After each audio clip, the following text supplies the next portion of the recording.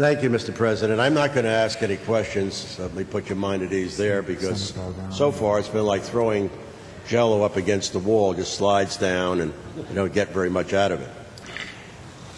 The fact remains, during the dialogue that did take place here, there's reference to the fact that you can develop economic models to draw any conclusion you wish. And I think the discussion centered about the loss of jobs that this budget would produce. Yes, economic models can be skewed in one direction or the other, but the bottom line is the bottom line. And there is one economic principle that has stood the test of time, that is now being loudly touted in Washington, and it was generated by a gentleman whose name was John Maynard Keynes. And Keynesian economics has a fundamental precept associated with it. And that precept is that during bad times, when there is a depression, when there is high unemployment, that the last thing you want to do is to reduce disposable income, the available money in a macro sense that's out there for people to spend. So when you talk about these tax increases in a very, very cavalier way and say, well, it doesn't really mean that much and so on, you're dead wrong. It means a great deal. Now, in the city of New York, the mayor communicated with us on this issue.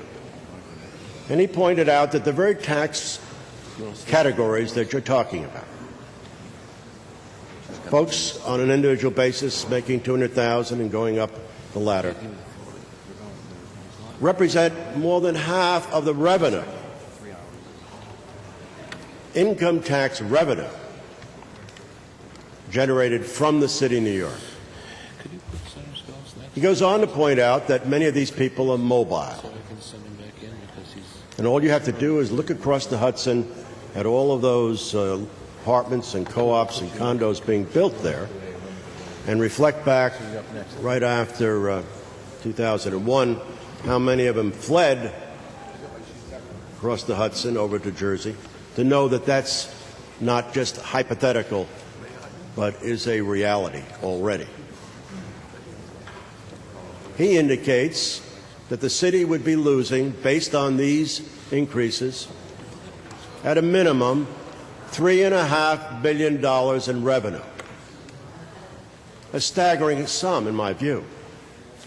$3.5 billion. So therefore, Senator, I suggest to you that when you refer to these increases in income taxes and talk about the minimal percentages that you outlined, I'm afraid that you're being somewhat disingenuous. The fact remains, it will have a negative impact. It'll have a negative impact on your city, on your constituents. You know, when you talk about $200,000 in your area, you can get a one-bedroom apartment and pay $3,000 or $4,000 a month rent. Take that right off the top. And then after you pay city income taxes and all the other taxes in the city of New York and a variety of other expenditures that are unique to the city and so on, that money becomes less and less available in terms of its net amount to that taxpayer. Now, one of the other areas that you mentioned, in passing, I guess, where do you suggest we get the money to offset our budgetary needs if we do not have these tax increases? And several senators have brought up the fact that a month ago, the Senate Majority Leader and the Minority Leader, forgive me, I'm being prophetic. You are. Okay. Put out a plan that we endorsed, was widely distributed, that had a lot of aspects in it that would deal precisely with the question you raised. That is our alternative. But to go beyond that, and it is part of what that plan refers to. You may recall the New York Times did a series of articles, three-part series of articles on Medicaid.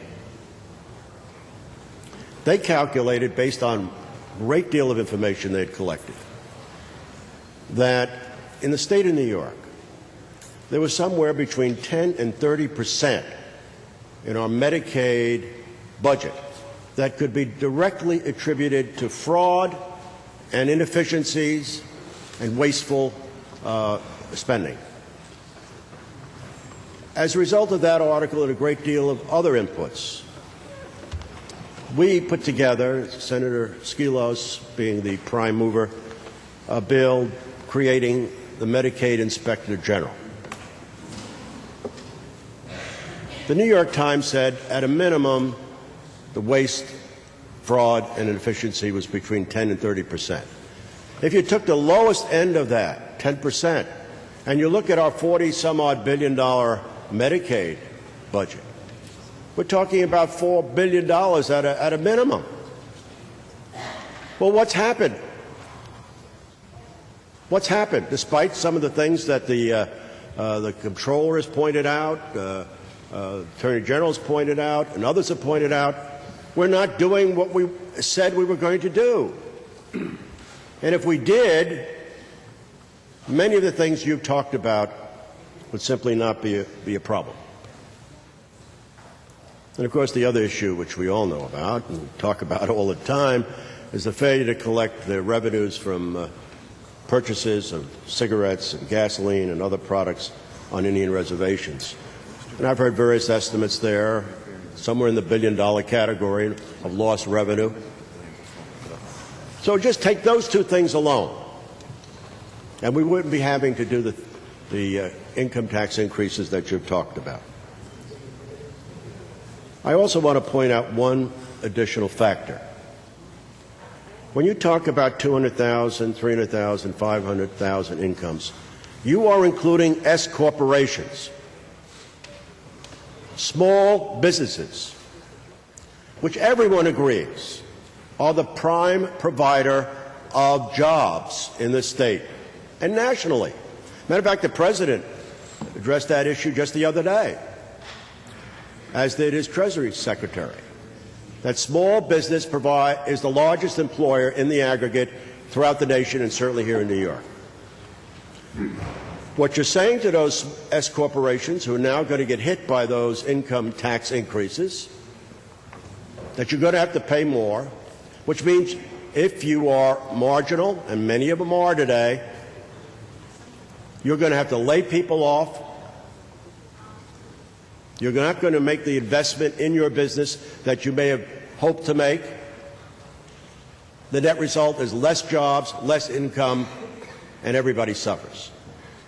So don't just talk about these revenue producers vis-a-vis income tax increases as individuals. They are small businesses, and those small businesses represent a whole array of wage earners from one end to the other. Well, Mr. President, I'd simply say that the proposals before us just don't make any sense by any measure, at any level, and we are completely ignoring some very fundamental aspects of our economic health, and in the process are doing a great deal of damage. Thank you.